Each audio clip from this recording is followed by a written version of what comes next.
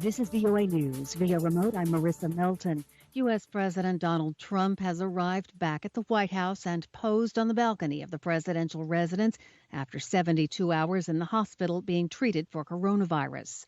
Mr. Trump did not answer questions from reporters as he strode without aid from the hospital to his vehicle outside Walter Reed National Military Medical Center in a suburb of Washington, D.C.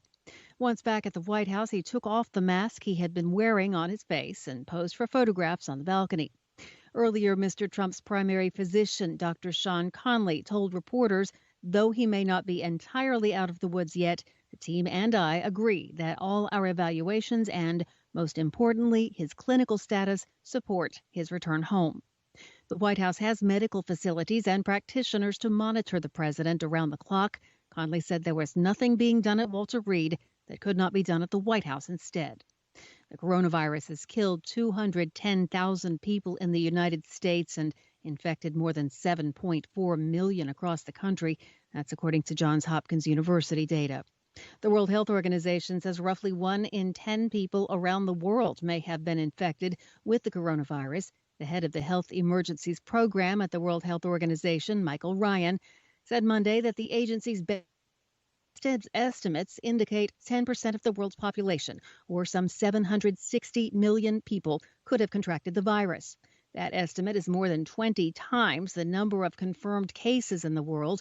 It would still leave more than 90% of the population susceptible to the virus. The number of confirmed worldwide cases tallied by Johns Hopkins surpassed 35 million on Monday, just a week after surpassing 1 million coronavirus deaths. From Washington, you're listening to VOA News. The U.S. Supreme Court returned to work on Monday for the first time since the death of Justice Ruth Bader Ginsburg, amid controversy over her replacement. The court, now comprised of 8 justices instead of 9, is expected to hear several high-profile cases this term, including the fate of the Affordable Care Act, also known as Obamacare.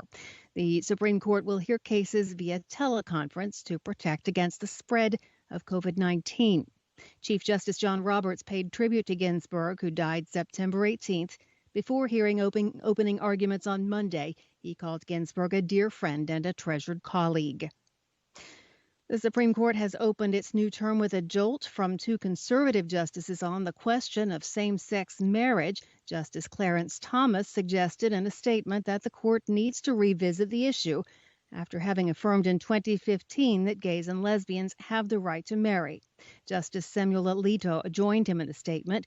The matter resurfaces as the court is expected to take a turn to the right if Amy Coney Barrett is confirmed for the vacancy left by the death of Justice Ginsburg.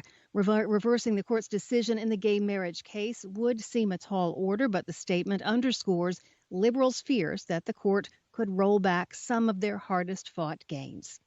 The 2020 Nobel Prize for Physiology or Medicine has been awarded to scientists Harvey J. Alter and Charles M. Rice of the United States and Michael Houghton of Britain for their seminal discoveries into the identification of hepatitis C virus.